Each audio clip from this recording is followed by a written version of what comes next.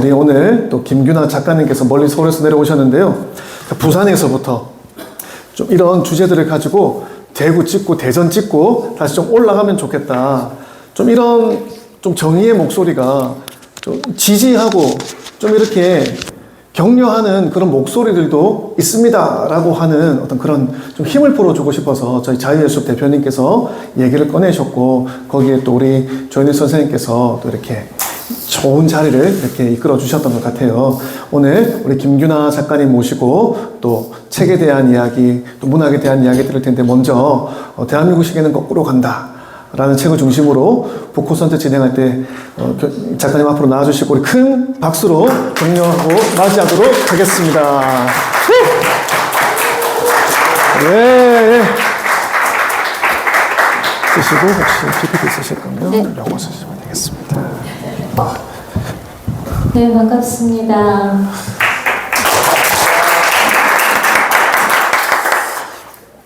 이렇게 유명해질 줄 몰랐어요. 사람이 유명해지는 길이 참 여러 가지가 있어요. 이렇게 막 환호받으면서 스타 이렇게 되는, 저는 그 길만 있는 줄 알았는데 의외로 또 이런 일이 벌어졌는데요. 그래서 되게 좋은 일들도 많아요. 좋은 분들도 많이 만나고, 이렇게 또 아름다운 우리 젊은 청년들을 만날 수 있는 기회도 이렇게 주어지고, 부산까지 내려올 수 있는 또 행운이 이렇게 주어졌습니다. 저는 항상 그랬어요. 이렇게 나쁜 일이 있으면 좋은 일 올라 그래. 사람 하나 떠나면 더 좋은 사람 올 거야.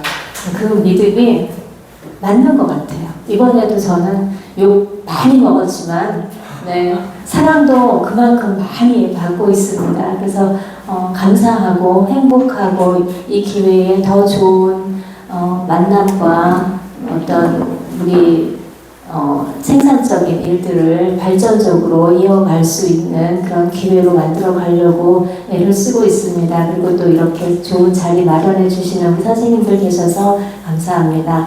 오늘 편하게 그냥 얘기하자 그러셨는데, 또 그래도 우리가 좋은 귀한 시간이니까 또 뭔가 하나는 그래도 배워서 어머 그랬어 하고 이렇게 우리 배워야 되잖아요. 그래서 제가 다른 모임에서 가끔 잘 이야기하는 자료 가지고 여러분들께 그랬구나 몰랐던 이야기 좀 들려드리겠습니다. 여러분은 그 한강의 노벨상이 단순한 어떤 결과물, 우연의 결과물, 뭐 조금 노력한 그런 갑자기 생겨난 현상이라고 생각을 하실 것 같습니다. 그런데 그렇지 않습니다.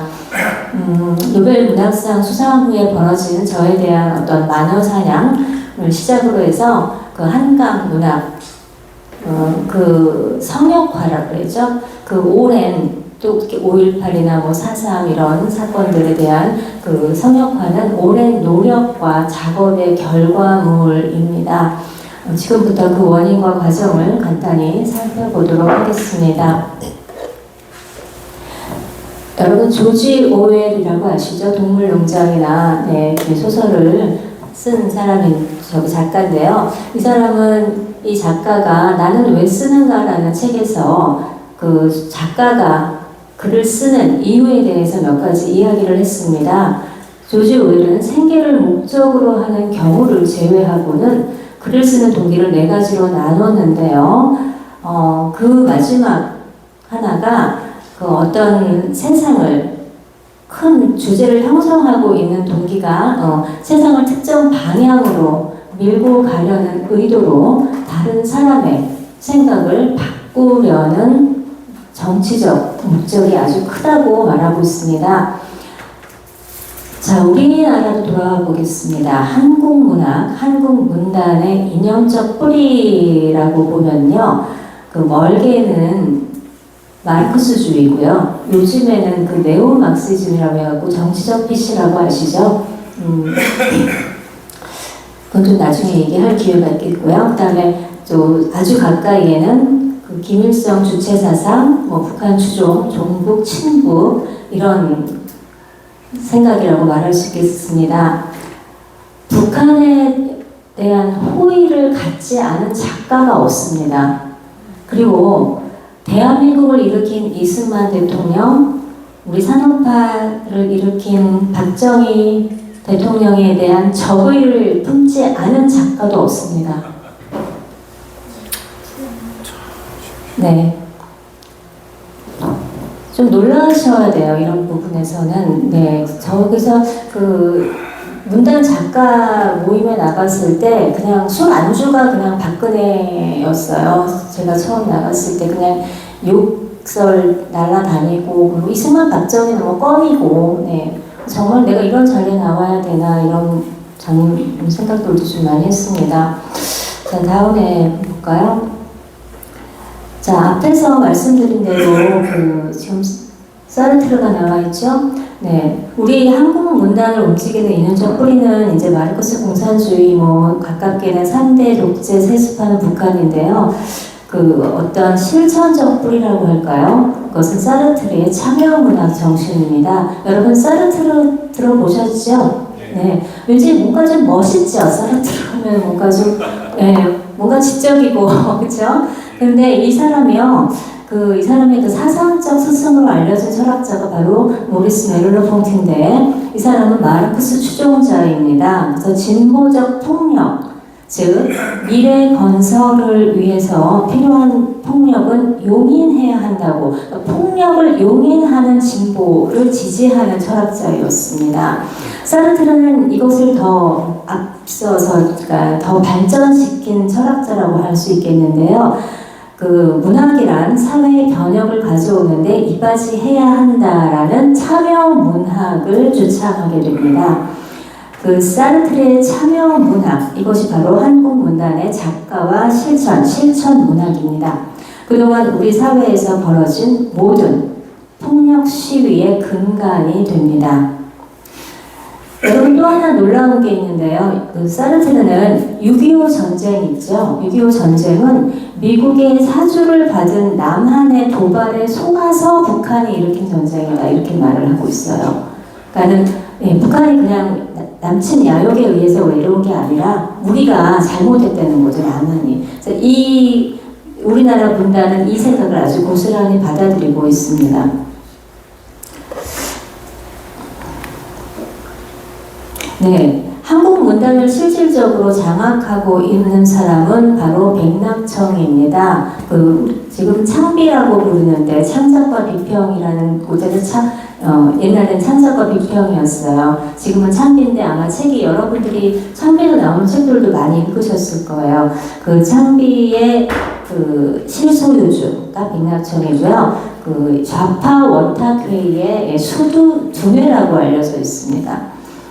여러분들 오른쪽에 보시면은 창비의 청소년 문학, 세계 문학 발간사거든요. 그걸 한번 잠깐 보시면은 우리는 자본주의에 대한 혐오, 그죠?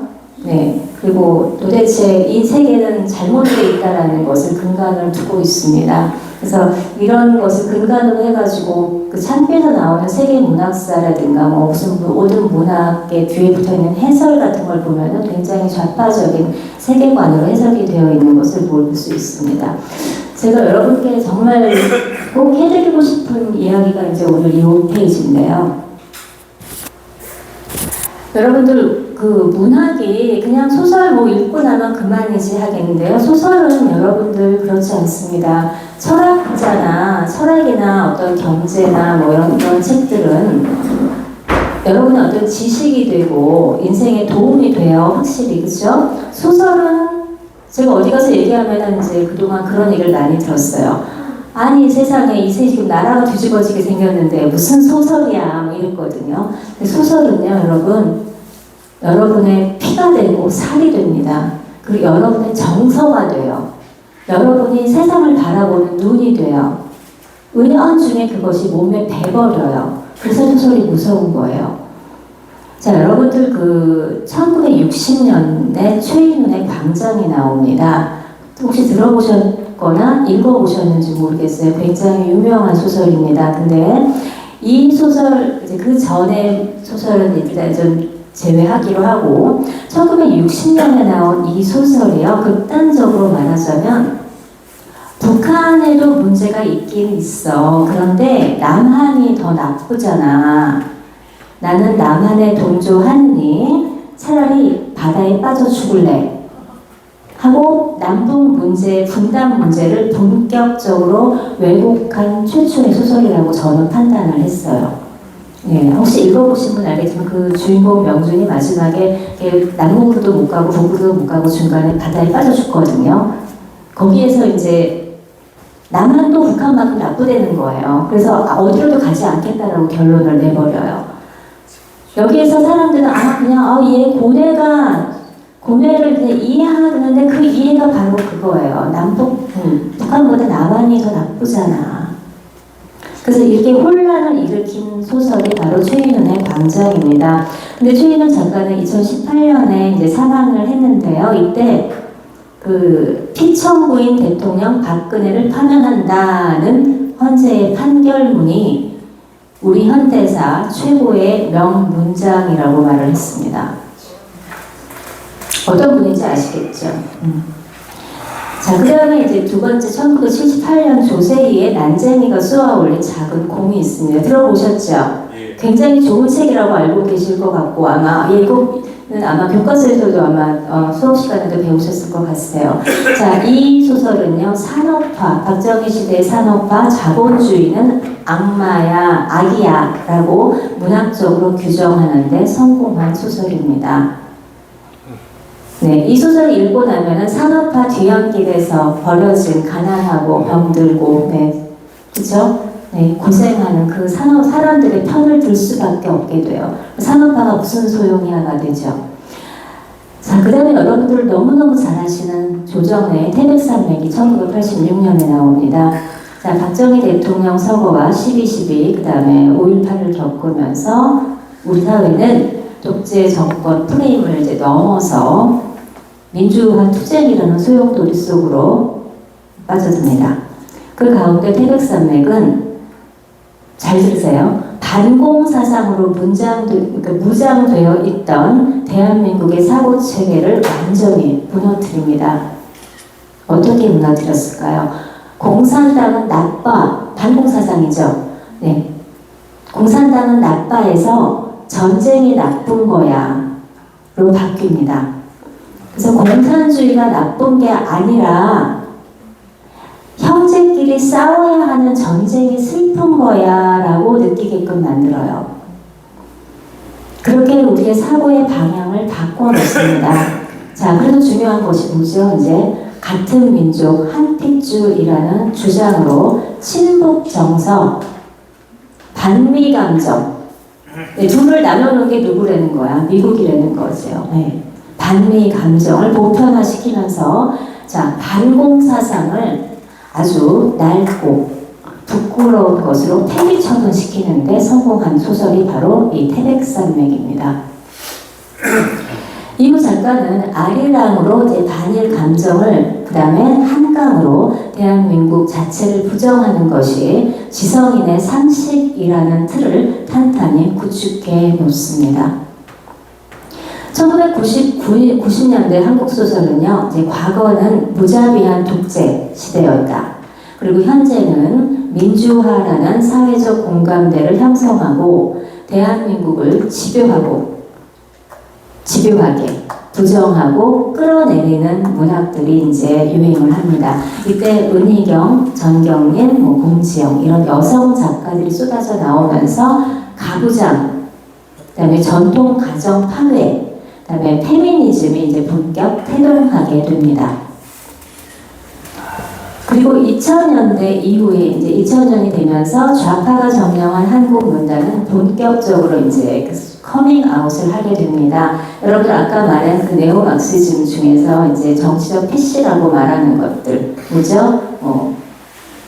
LGBT, 그죠? 그다음에 소수자, 우대, 인종차별, 이런 것들, 정치적으로 올바름이라고 말하지만 전혀 올바르지 않은, 그죠? 그런 쪽을 이제 추구하는 좀 황병승의 여장 남자 19구, 그다음에 이런 뭐 여성 독자한테 굉장히 인기 많았던 김현수, 박민규 같은 작가들을 중심으로 해가지고 아주 신선하다, 뭐 그런 풍속의 기존 문화와 전통 가치관을 다 무너뜨립니다. 그리고 2010년 이후에는 이제 철거민의 고통을 그린 뭐 황정은의 백의 그림자라든가 정유정의 7년의 밤 뭐 이런 소설들을 해서요. 아까 우리 조 선생님 말씀하셨지만 분노와 그러니까 불안과 분노를 집요하게 설파를 합니다.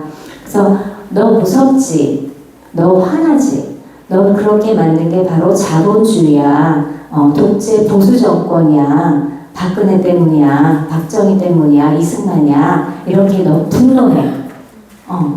우리 함께 부숴버리자. 그렇게 해서 분노 정서를 키우고 이제 세월호 촛불 난동이 시작이 됩니다. 여러분 지금 감이 이렇게 맥이 잡히시나요? 우리가 어떻게끔 이렇게 세뇌가 안 읽었어도 그 사회의 흐름이 이렇게 흘러왔다는 것입니다. 조금 더 자세하게 가볼게요. 그 외에 여러분에게 조금 친숙한 이름들, 유명한 작가들 한번 볼게요. 조정래 앞에서 말씀드렸는데요. 태백산맥 누적 판매 역대 2위 작가입니다. 그리고 오른쪽에 황석영 굉장히 유명한 작가죠. 이 사람 김일성 찬양주의자입니다. 네, 누구보다 위대하다고요? 김일성이가? 네. 김일성한테 가가지고 직접 만나서 경력금도 받았다가 이제 감옥에 갔었거든요. 김대중 정부 때 사면된 작가입니다. 그 다음에 이제 여러분 잘 아시는 공지영 작가인데요. 탄핵 촛불은 단군 이래 최대 정의라고 얘기를 했습니다. 근데 이 작가 참 신기해요. 20명을 연쇄 살인한 유영철이 예술적 재능이 굉장히 뛰어난 사람이라면서 그 호감을 드러낸 글이 실린 책을 내기도 했습니다. 무슨 연쇄 살인해가지고 토막낼 때 어떤 음악을 틀어놓고 했대 이러면서 그쵸? 네. 그리고 선진강 시인 김용택 씨, 대통령이라 불렸던 이회수 씨, 전부 다 그 촛불이라든가 좌파 선공에 선 사람 작가들입니다. 그리고 김신명의 무궁화 꽃이 피었습니다. 여러분들 잘 모르시겠지만 저 때는 굉장히 유명했는데요. 이 소설이 굉장히 우파적인 소설이다라고 착각하는 경우가 있는데 절대 그렇지 않습니다. 반미, 반일 하고 남과 북이 합작해가지고 핵을 만드는 소설이에요. 그래서 좀 전혀 기대와 어긋나죠. 그리고 나서 네, 안도현 씨 유명하죠. 네, 아실 겁니다. 지금 현재 양산 평산 책방 대표예요. 어디죠 아시죠? 네. 그리고 문화부 장관 접시꽃 당신 별별 운전면허 벌금도 안 내고 굉장한 화려합니다. 네. 다음 볼까요? 제가 이 홈페이지까지는 아주 좀 정성껏 얘기를 할 수밖에 없는데 우리가 이문열 선생님 하면은 굉장히 보수 대표라고 생각을 하세요. 제가 이 얘기를 하면은 이제 저를 미워하시는 분들이 생겨요. 야, 너가 뭐가 얼마나 잘났길래 이문열까지 까냐 이러세요. 근데 저는 누구를 추종해야 된다 이런 건 아니거든요. 그 사람이 이런 말을 했으면 그걸 정확히 전달을 해드려야 된다고 저는 생각이 듭니다. 그래서 그리고 보수 작가의 대부라고 정말 알려질 정도의 그런 명성을 가진 분이라면 그만큼의 저는 책임이 있다고 생각이 들고요. 또 저는 작가에게는 글업이라는 게 있다고 생각이 들어요. 좋은 글을 썼으면 거기에 대한 또 보상을 받는 거고, 자신이 좋지 않은 얘기나 글을 했으면 거기에 대한 또 책임을 져야 되는 것이 작가인데요. 이문열 선생님은 작가는 보수라고 하는데 저는 제가 정말 너무 놀랐던 게 탄핵 때 그냥 박근혜 대통령한테 그냥 창녀처럼 죽어라 이렇게 글을 썼어요. 네, 근데 물론 그걸 박근혜 대통령한테 한 말은 아닌 것처럼 썼어요. 보수여 죽어라. 보수여 죽었다가 다시 깨어나라라고 이제 그렇게 했는데 아주 교묘하게 썼습니다. 근데 글의 내용을 읽어보면은 당시에 읽어보면 아주 너무 놀랍게 그 보수의 대표라고 불리는 분으로서는 절대 해서는 안 되는 글을 써서 저는 좀 되게 많이 실망을 했고, 그래서 제가 이런 얘기를 하니까 그때 그 이문열 씨도 그때 가짜 뉴스가 막 판을 칠 때여서 좀 속았다고 하더라. 그건 좀 이해해 줘야 되지 않냐 이렇게 저한테 변명을 해주시는 분들이 계셨어요. 근데 제가 그때 그랬습니다. 가짜 뉴스가 판을 칠 때 20 정도의 작가라면 국민 어떤 존경받는 작가로서 자격이 없는 거 아니냐. 건방지죠, 제가. 네. 그리고 이제 여러분들, 그리고 이번에도 그 한강 작가에 대해서도 아주 무조건 환영한다라고 말씀을 하셔서 제가 또 한 번 실망과 좀 아쉬움을 가질 수밖에 없었습니다. 그렇게 하고 오른쪽에 김훈인데요. 김훈 작가를 좋아하는 사람은 정말 많습니다. 근데 김훈은 절대로 보수가 아닙니다. 네, 그것만 하나 알아주시고 그분이 가장 존경하는 작가가 조정래와 황석영인 것만 기억해 두시면 아실 겁니다. 어떤 성향인지.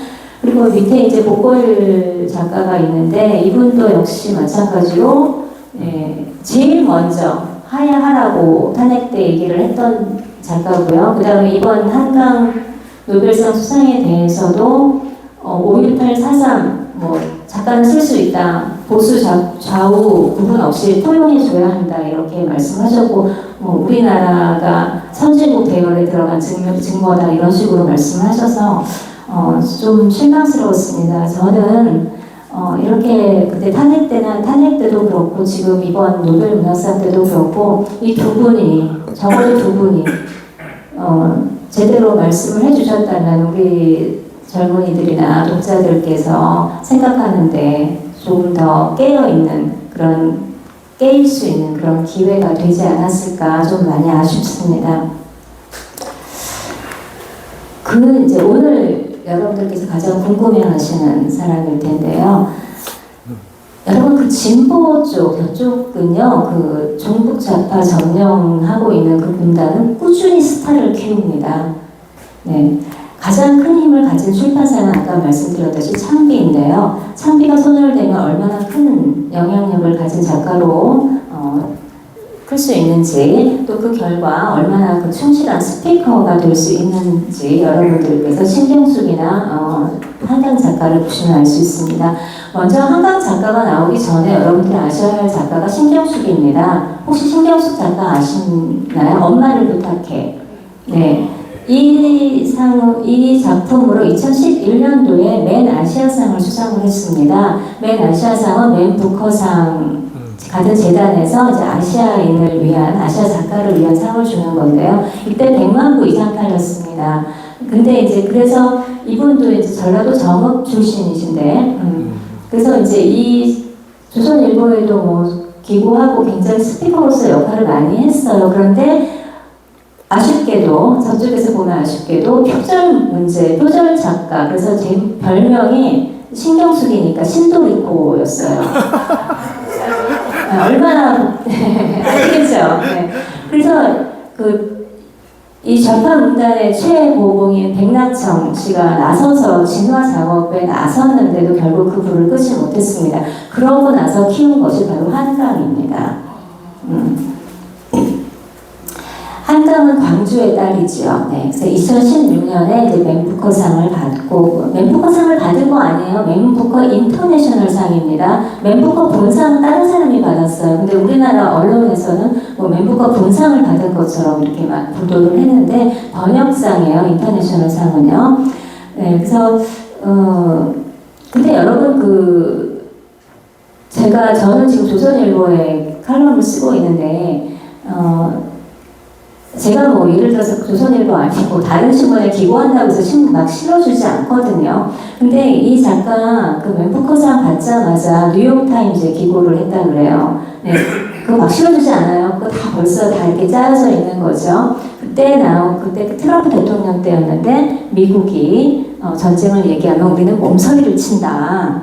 그러면서 6.25 전쟁은 그 뭐 남북 전쟁이 아니라 북한이 남침한 것이 아니라 이제 그런 얘기는 안 했지만 분명히 남침이잖아요, 그렇죠? 근데 그게 아니라 주변 국가, 주변 강대국의 대리전이었다. 6.25가 이런 식의 어떤 칼럼을 써서 굉장히 물의를 일으킨 적이 있습니다.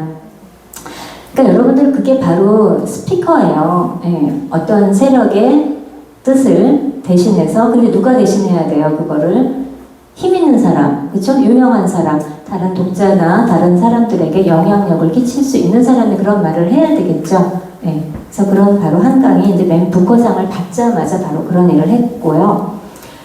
이 사람이 지금 쓴 책이 채식주의자로 바로 맨 북커상을 받았고, 그 다음에 이제 나온 책들이 소년이 운다, 그쵸? 그 다음에 작별하지 않는다. 여러분들 이상하지 않나요? 이 책들 전부 다 문재인이 다 광고해 줬습니다. 예, 소년이 온다는 어떤 책이죠? 네. 이 책 창비에서 나왔는데 광주 5.18이 국가와 군대가 선량한 시민을 학살했다는 내용이거든요. 작별하지 않는다는 이제 4.3이죠. 4.3, 제주 4.3 사건이 대한민국 경찰이 제주의 선량한 시민을, 양민을 다 학살했다 이런 내용인데 이걸 전부 다 문재인 시절에 다 광고를 해줬습니다. 자, 문장 한번 좀 보세요. 제가 지금 읽어드릴 수는 없는데 한번 보이시나요? 그 총알을 한번 좀 읽고 제가 잠깐 가서 한번 읽을까요? 요거는 한번 목사님 네? 주시겠어요? 마이크 아니, 읽어드릴게요. 요건 한번 같이 읽어볼게요. 네, 소년이 온다는데요. 썩어가는 내 옆구리를 생각해. 거기를 관통한 총알을 생각해. 차디찬 방아쇠를 생각해. 그걸 당긴 따뜻한 손가락을 생각해. 나를 조준한 눈을 생각해. 쏘라고 명령한 사람을 생각해. 쏘라고 명령한 사람 누굴까 한번 생각해 보세요. 이거 지금 누가 하는 말이냐면은 그 군인의, 우리나라 대한민국 군인의 총에 맞아서 죽은 14살짜리 아주 순수한 소년이 얘기하는 거예요. 영혼이 얘기하는 거예요. 군인들이 반란을 일으킨 거잖아. 권력을 잡으려고 우리 군대가 총을 쐈어. 군인들이 지급받은 탄환이 모두 80만 발이었어. 그때 도시의 인구, 광주 인구가 40만이었어. 그 도시의 모든 사람들의 몸에 2발씩 죽음을 박아 넣을 수 있는 탄환이 우리나라 군인에게 지급이 됐다는 얘기를 지금 저렇게 쓰고 있는 겁니다. 이해가 가시죠?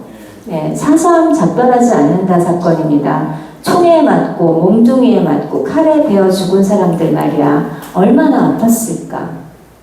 손가락 2개가 잘린 게 이만큼 아픈데 그렇게 죽은 사람들 말이야. 목숨이 끊어질 정도로 몸 어딘가가 뚫리고 잘려나간 사람들 말이야. 아직 뼈와 뼈들이 뒤섞인 채 묻혀있어. 그 아이들 절멸을 위해 죽었어.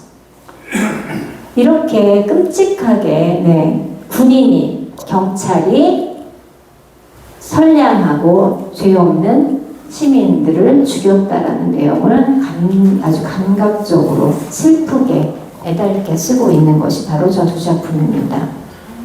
저 두 작품 지금 어마어마하게 팔렸죠. 예. 저 두 작품, 그다음에 채식주의자는 제가 굳이 말하지 않아도 굉장히 형부와 처제의 그 성애를 아주 노골적으로 그런 쓴 작품이죠. 그런 작품을 쓴 작가에게 노벨 문학상이 주어져서 저는 부끄럽고 슬프다라고 얘기했던 것입니다.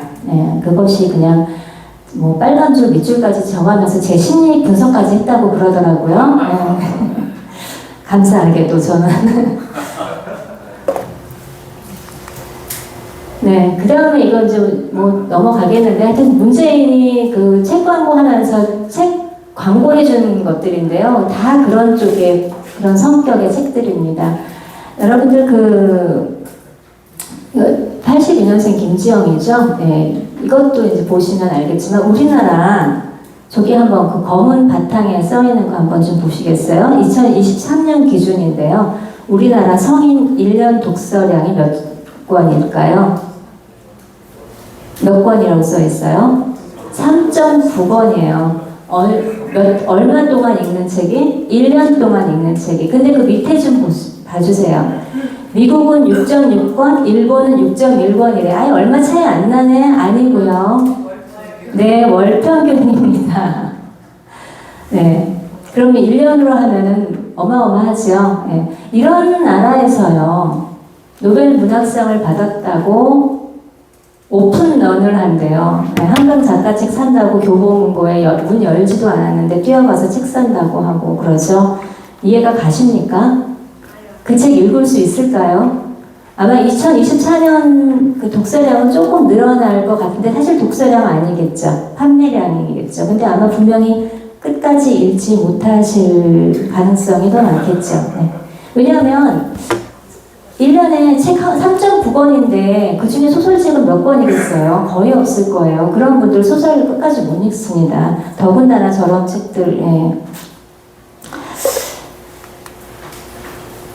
넘어갈까요? 자, 요거 좀 잠깐 볼게요. 그 우리나라 작가 회의.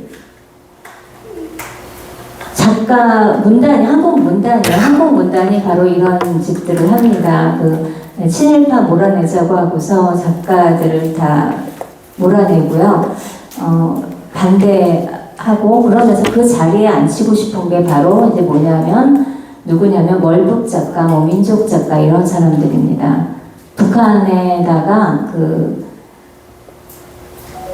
인쇄를 보낼 수 있게 법을 바꿔놨어요. 그래서 그런 것도 가능하고요.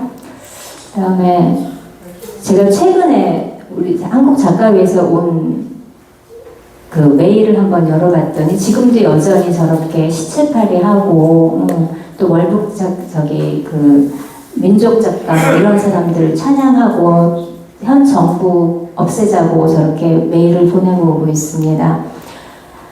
시간이 거의 된 것 같은데 여러분 그 베스트셀러는요 우연히 만들어지지 않습니다. 노벨 문학상 절대로 우연히 받은 거 아닙니다. 제가 지금 요거 한국 서점 유통 권력 한번 보겠는데요. 출판사 아까 창비 이하, 백상청 이하 이제 그런 얘기를 했는데 한국 서점 유통 권력 또한 마찬가지입니다. 여러분들 제가 이 얘기하면 도대체 책을 어디서 사야 돼요 하는데 뭐 할 수 없지만 네, 교보문고도 호남 기업이고요. 그 다음에 어디죠? 알라딘 소유주, 알라딘 아시죠? 네, 평양 가서 김일성 만나고 40만 달러 받아서 민혁당 창당했던 사람입니다. 그 소유주가. 예스24시는 바로 알라딘의 고모부가 또 소유하고 있습니다. 다 이렇게 연결되어 있어요. 그러니까 출판사뿐만이 아니라 유통 구조까지 전부 다 좌파에 점령되어 있다고 보시면 되겠습니다. 네, 서점가죠. 네, 한강의 책이 얼마나 많이 팔렸는지 한번 보시기 바랍니다. 네.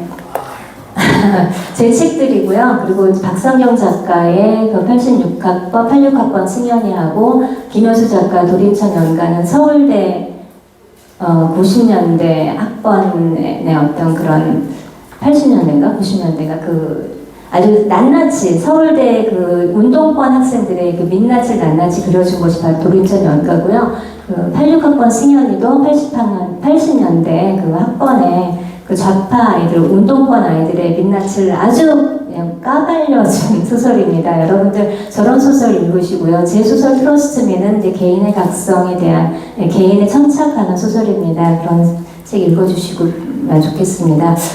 결말 말씀드리겠습니다. 문학이 세상을 변화시켜야 한다는 그들 나름의 책임감 아래 저쪽 사람들이요. 한국 문단은 이미 오래전에 삶에 대한 진실한 성찰과 보편적 가치 구현, 인간 정신이 추구해야 할 초월적 가치를 제시해야 하는 문학의 참된 역할을 저버렸습니다.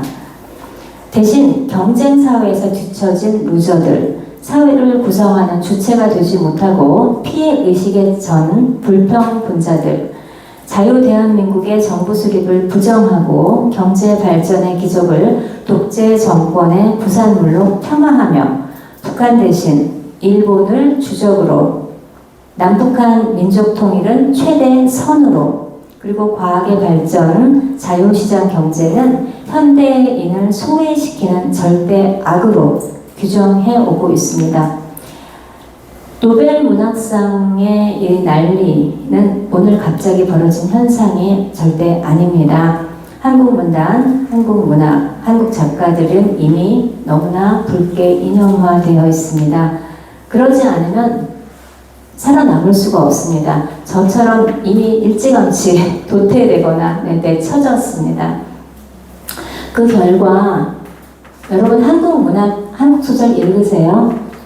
읽어본 적 있으세요? 없으시죠? 재미없어요. 재미없으니까 안 읽죠. 근데 트로스트미나 저기 편집학원 선생님이랑 네, 재밌습니다. 네, 꼭 읽으시죠. 그래서 하여튼 그렇게 작가가 점령한 저렇게 인형과 네, 그런 우울함과 어두움, 불만, 분노 이런 것들로 가득 찬 그런 소설을 한국 사람들은, 한국 독자들은 외면했습니다. 그리고 자기 개발서만 팔리죠. 돈, 자본주의 싫다면서도 돈 버는 것도 되게 또 좋아해요. 네. 그러면서 반일 한다면서 일본 책은 또 열심히 출판계에서도 번역해서 팔고, 그 다음에 이제 문학이 없어진 그 자리에 정치인들의 어떤 그런 허접한 책들이 또 서점에 가면 잔뜩 있죠. 네. 노벨상을 탔습니다. 그런데. 그렇다고 그 노벨상 책도 안 읽는 분들이, 소설은 단 한 권도 안 읽는 분들이 내가 노벨상 좀 안 축하한다고 했더니 나한테 온갖 도대체 무슨 게 좋아입니까? 저는 정말 이해가 안 돼요. 네, 하여튼 그런 사람들이 소설에 관심도 없고 책에 관심도 없던 분들이 1년에 3.9권도 다 안 읽는 사람들이 오픈런을 한다고 새벽부터 서점 앞에 줄을 서고 네. 한강의 책 1000권, 뭐 겨우 1000권, 2000권 팔리던 책이 뭐 수천 권, 수만 권이 팔려서 지금 네, 저렇게 성황을 이루고 있다고 합니다. 제가 이 이야기를 수년 전부터 사실은 기회 있을 때마다 하고 다녔습니다. 그런데 그때마다 지금 나라가 뒤집어지게 생겼는데 문학이 뭐가 중요하냐라는 질문을 많이 받았습니다. 그런데 코앞의 이슈만 집중하고 그러는 사이에 지금 문화예술이 어떤 일을 버려놨는지 여러분들 보십시오. 그거 한마디 했다고 예, 고발까지 당했습니다. 이래서 경찰서 가야 됩니다. 예, 작가의 모든 활동이 정치적일 수밖에 없다는 조지 오웰의 말은 옳습니다. 그러나 정치적인 것과 정치 선동에 앞장서는 것은 다릅니다. 너무 오랫동안 너무 깊이 독자의 의식과 우리 사회를 부패시켜온 현재의 문학 권력은 스스로 정화할 수 없을 지경에 이르렀습니다. 여러분, 독자가 어떤 작가가 어떻게 정치 선동을 하고 어떤 작품을 쓰는지 알고 외면하고 비판해 주셔야 합니다. 소수자, 피해자 권력을 주장하면서 세상을 뒤집자고 말하는 작가, 사회주의를 지향하는 정치적 나팔수가 되는 작가 대신에 어떤 고난 속에서도 절망하지 않고 삶의 의미를 찾아내는 주인공, 인간의 척추를 어려움 속에서도 어둠 속에서도 꼿꼿하게 세운 대견한 주인공들을 그린 작품, 그러한 작품을 쓸 수 있는 작가를 격려하고 성장시켜야 합니다. 물론 작가 한 사람 한 사람이 깨어나야 하고 좋은 작품을 써야겠죠. 그러나 아무리 좋은 작품을 써도 지금의 시스템에서는 살아남을 수가 없습니다. 네, 출간해도 판매할 길도 없고요. 네, 독자들이 알아주지도 않고 네, 그렇습니다. 그러나 펜은 칼보다 강합니다. 하지만 단기간에는 아무 힘도 없는 것처럼 보이죠.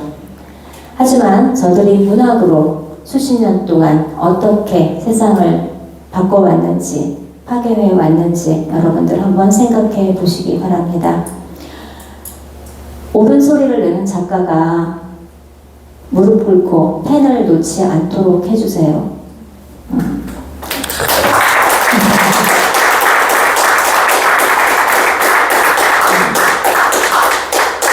그 길을 찾아야 문학이 더 이상 정치 세력의 노예가 되지 않습니다.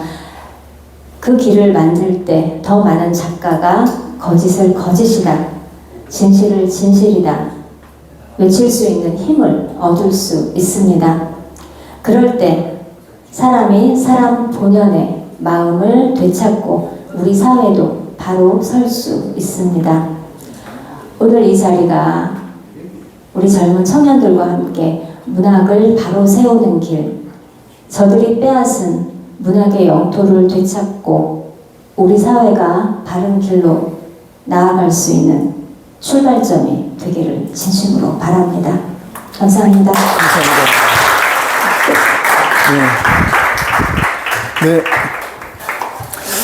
네, 귀한 강연 해주신 우리 김규나 작가님에게 다시 한번 큰 격려의 박수 한번 드려드리겠습니다. 네, 문학이라고 하는 것이 마냥 그냥 아름다운 것은 아니고 표현의 자유 아래에서 쓴다고 다 좋은 것들은 아니다. 좀 우리가 한번 문학이라는 세계에 대해서 조금 한 번 더 생각해 볼 필요가 있지 않나 하는 생각을 좀 가져보게 되었습니다. 우리 흔히 펜은 칼보다 강하다라고 이야기를 합니다. 그 글귀 하나의 힘, 그것이 수많은 사람들의 가슴을 울리는 법인데요. 오늘 우리 김규나 작가님의 강연을 듣고 또 준비해 오신 PPT를 보니까 올바른 목소리 하나가 오염된 펜보다 사람의 가슴에 더 깊고 진하게 새겨질 수도 있겠다라는 그런 생각도 해보게 됩니다. 우리 그런 깊은 울림이 있는 어떤 그런 목소리들을 우리 시대 가운데 좀 같이 낼 수 있으면 좋겠습니다. 지금은 이제 1부 순서를 잠깐 마감하고요. 2부에는 우리 바른청년연합의 손용광 대표님과 또 김규나 작가님이 좀 아주 자유롭게 프리 토크를 좀 이렇게 해보려고 하는데요. 우리 1부에 우리 아까 이제 학업을 마치고 이제 좀 차가 너무 밀려서 좀 늦은 친구가 있었는데 2부 시작할 때 이 친구에게 한 5분, 10분 정도 시간을 줘도 괜찮을까요? 네, 그러면 우리가 너무 발제도 궁금했는데 2부 시작을 그러면 우리 정성민, 우리 청년이 준비를 해주시고 잠깐 우리 10분간 브레이크 타임 하셨다가 우리 다시 2부 순서로 만나 뵙도록 하겠습니다. 15분간 쉬겠습니다. 감사합니다.